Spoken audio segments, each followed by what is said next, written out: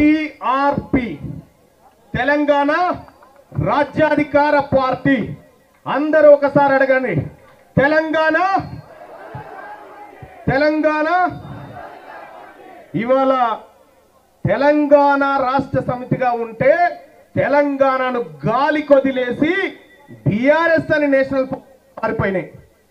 ఇవాళ Congress party national, ఇవాళ BJP party national.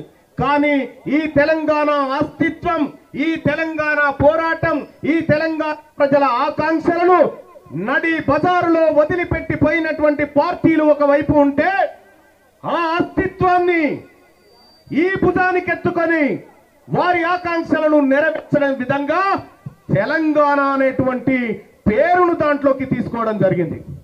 దశాబ్దాలుగా అధికారానికి దూరంగా ఉన్నటువంటి జాతులకు అధికారాన్ని అందించడమే లక్ష్యంగా రాజ్యాధికారం అనేటువంటి పదాన్ని దాంట్లోకి తీసుకురావడం జరిగింది.